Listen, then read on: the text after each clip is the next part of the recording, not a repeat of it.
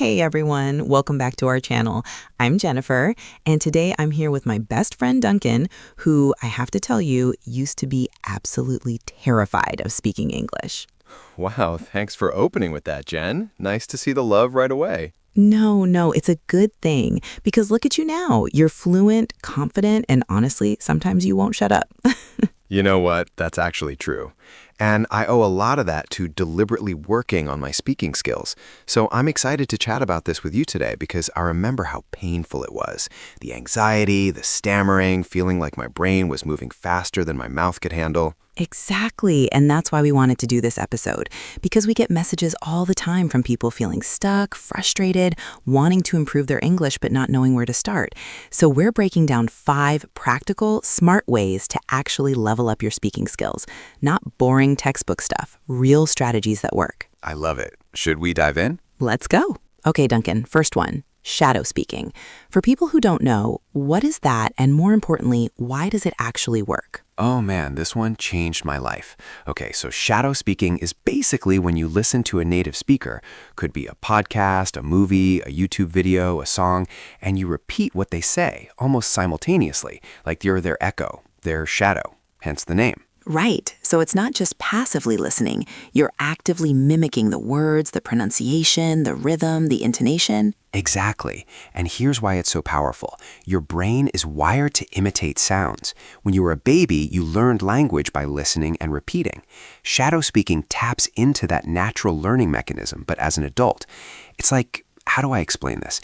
It's like learning to dance. You don't become a good dancer by reading about dancing. You watch a dancer and you move your body along with them until the movements become natural. I love that analogy. And here's what I think people miss. They feel embarrassed doing it. They think, I'm just copying someone. But that's literally how humans learn language. Yes, and the best part, you can do it anywhere. I used to do this on my commute. I'd have my earbuds in, listening to a TED Talk or a podcast episode, just repeating along. My roommate thought I was losing it. What kind of content do you recommend people shadow? Like, should it be easy material or challenging material? Thoughtfully, start with something you can actually understand, but that's slightly above your current level. If it's too easy, you're not challenging yourself. If it's too hard, you'll get frustrated and give up. I'd say pick something on Netflix with subtitles or a podcast about a topic you genuinely care about. If you love cooking, find cooking videos. If you love sports, find sports commentary. That's smart. Make it sustainable. Make it enjoyable. Nobody wants to torture themselves with boring material just to improve their English. Right. And here's a bonus tip. Record yourself doing it. I know, it sounds cringy, but when you hear yourself back, you can compare it to the original and hear exactly where you need to adjust. The accent, the pace, the pauses. It's incredibly educational. Oh, I actually did this last week with some Spanish I'm learning, and it was eye-opening. I thought I sounded exactly like the person, and then I listened back and was like, oh no. Right? But that awareness is everything. You can't fix what you don't know is broken. Okay, so tip number 2 might sound a little lonely, but I promise it works. Speaking to yourself. Ah, the talking to yourself without looking crazy method. Exactly. So what we're talking about here is narrating your day in English. Like you're making coffee, and instead of thinking about it silently, you actually speak about it out loud.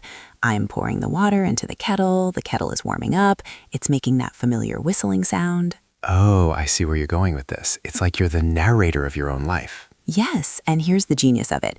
You're not waiting for an opportunity to practice with someone else. You're not nervous about embarrassing yourself in front of another person. It's just you, your voice, and your coffee maker judging you silently. I did this a lot, especially when I was alone at home. And honestly, it was kind of therapeutic. Like I was forcing myself to find the words in real time, which is what you do in actual conversations. You're not reciting a script. That's such a good point. In real conversation, you can't pause and think for 5 minutes. You have to think and speak simultaneously. This method trains your brain to do that. And it removes the pressure of being judged. Because let's be real, that's the biggest fear people have when learning to speak a language. Being judged, making mistakes, looking stupid. It's such a real fear. And I think that's why this method is brilliant. You're creating a safe space to mess up, to try again, to sound weird and awkward without any consequences. And then when you do speak to actual people, you're already warmed up. Exactly. Plus, you're building confidence in your own voice, literally and figuratively. You get to hear yourself speaking English fluently, even if it's just about mundane things, and your brain starts to believe, hey, I can do this. Do you recommend doing this for set periods of time or just whenever you think of it? I'd say start with small chunks, maybe 5 minutes a day when you're really intentional about it.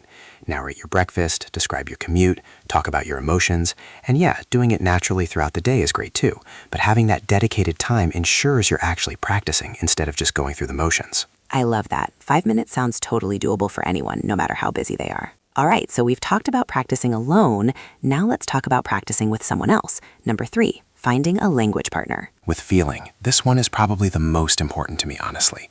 Because here's the thing, you can shadow speak and talk to yourself all day, but eventually you need to have an actual conversation with a real human being. It's terrifying, but it's necessary. Absolutely. And what's a language partner exactly, for people who don't know? It's someone who's also learning a language and wants to practice with you.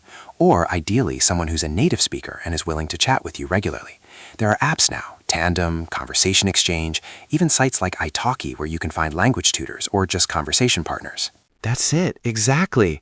And let me tell you, the first time I had a real conversation about something I cared about, my fears, my ambitions, my frustrations, in English, I felt something shift. I stopped thinking of English as a language I was learning and started thinking of it as another way I could be myself. That's really beautiful, Duncan. It was a big moment for me because language learning isn't just academic, it's personal. It's about expanding who you can be in the world. Absolutely. And I think that's a perfect transition to wrap up. Okay, friends, let's recap what we talked about today. We covered 5 solid, practical ways to level up your English speaking skills. Number 1, shadow speaking. Listen to native speakers and repeat after them. It trains your brain's natural imitation abilities. Number 2, speak to yourself. Narrate your day, remove the pressure of judgment, and train your brain to think and speak simultaneously. Number 3, find a language partner. Get real conversation practice with someone who understands the journey and won't judge you. Number 4, consume English content you actually enjoy. Make learning a part of your entertainment, not a separate chore. And number 5, challenge yourself with difficult topics. Push yourself to express complex ideas, opinions, and emotions. That's where real fluency lives. And here's the thing we want to emphasize. There's no one-size-fits-all method. You might connect most with shadow speaking, or maybe you're a person who learns best through conversation partners. Some of you are going to be the type who learns through entertainment, and others are going to benefit most from having those deeper conversations. So our challenge to you is this. Pick one tip, just one, and commit to trying it this week. Not all 5 at once, just one, and see how it feels. See what happens when you integrate it into your routine. And I want to say something real for a second. If you're learning English, you're doing something brave. Language learning is hard. It's frustrating. Some days you feel like you're not making progress. But every time you speak, every time you push yourself to try, you're getting better. You're expanding your world. And that's incredible. Jen's right. And remember, everyone who speaks English fluently started exactly where you are. Scared, uncertain, wondering if they'd ever get it. But they kept going. And you will too. Okay, so here's your call to action. First, try one of these 5 tips this week. Second, let us know in the comments which one resonates with you most. We genuinely read these and we love hearing your stories. And third, hit that subscribe button so you don't miss our next episode. We've got tons more content coming about language learning, self-improvement, and just real conversations about life. And if you're struggling, if you're feeling discouraged, drop a comment. We're here. Our community is here. You're not alone in this. Thank you so much for watching. We're so grateful you're here. Before you go, just remember, improvement happens one conversation, one day, one moment at a time. You've got this. We believe in you. Keep speaking, keep pushing, and keep growing. We'll see you in the next one. Thanks for hanging out with us, friends. Keep learning, keep growing, and most importantly, have fun with it. Keep learning, keep growing, and most importantly, have fun with it.